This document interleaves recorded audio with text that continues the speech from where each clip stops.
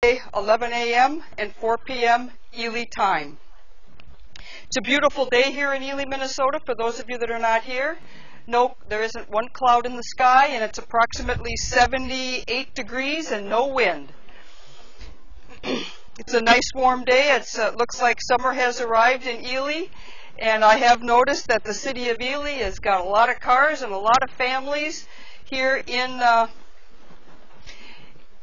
going up and down Sheridan Street, which is the main drag in Sheridan. And we had a little, I will say, faux pas here at the 11 o'clock feeding. I turned my back and something happened here. It's a good thing and it's a fun thing. But if you were watching toward the window den, there is what I call round donut. There's two of them now, floating in the pond because it happened to roll all the way in the pond. So somebody's enrichment opportunity is floating in the pond versus them having an opportunity to work at it.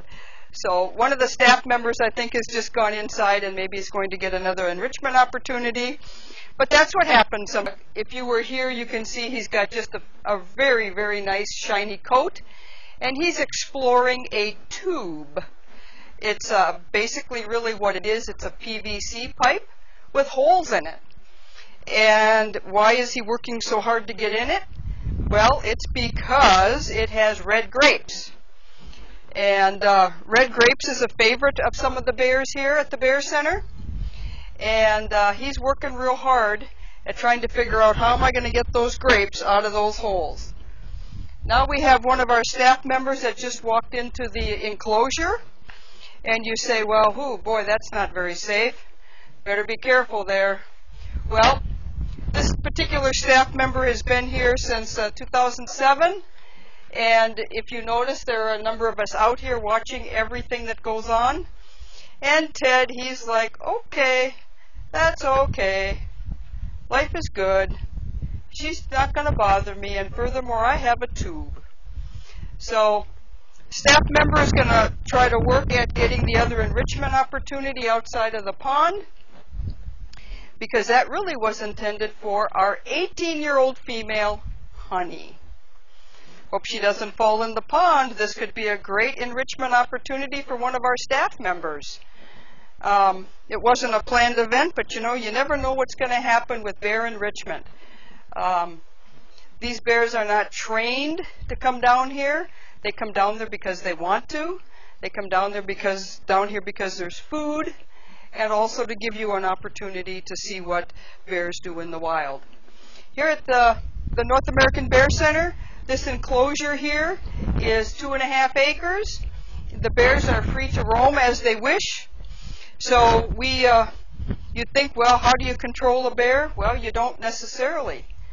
And our staff member here is talking to Ted and saying she's sorry for letting it roll in the pond.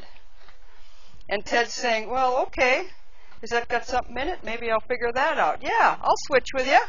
Staff member took one thing, and Ted says, yeah, I'll take that donut. Oh, my, look at the red grapes. Look at the reds chowing down on that. So, the purpose of enrichment is to demonstrate how bears do problem solving. Black bears are capable of simple problem solving. When they know they have an agenda here, and in Ted's case, he knew there were grapes in there and he wanted them. So how do I manipulate this toy or this item to get the food out? It's not much different than what they'd have to do in the wild. A rotten log. Getting ant pupae out of a rotten log, they have to scratch, they have to smell, so they know where they're scratching, and they have to pull it apart. The ant pupae turns out to be protein. Approximately 10% of a black bear's diet is protein, and that's one source of protein.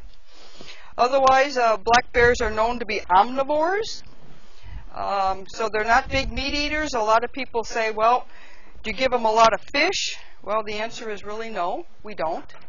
A lot of berries and nuts.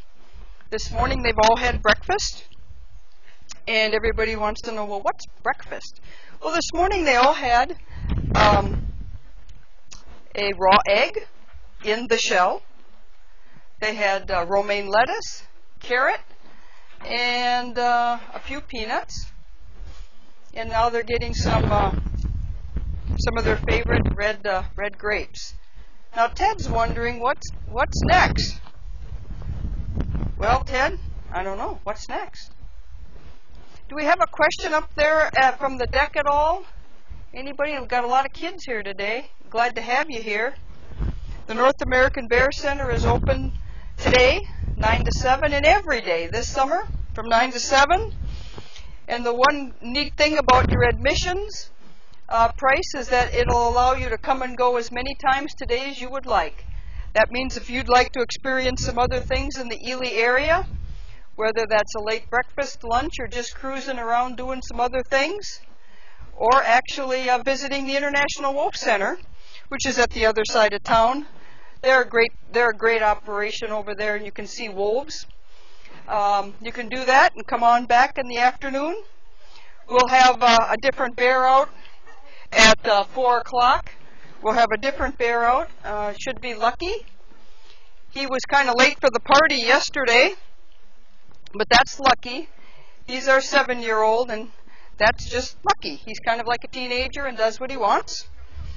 So we'll see if he's on time this afternoon at 4 o'clock or not. I want to thank our worldwide visitors for tuning in this morning and listening to what we have to say about Ted and the bears here at the North American Bear Center here in Ely, Minnesota. It's a great destination for people who like to visit the North Woods and the wildlife that is here. There's a lot of things that you can experience here at the North American Bear Center as well as Ely, Minnesota. It's a very family-friendly town, and we would be glad to have you stop by and see us here at the North American Bear Center. I'd like to thank you all very much, and our next live broadcast will be at 4 p.m. today, Ely, Minnesota time. I'd like to thank you and enjoy your day and your Memorial Weekend.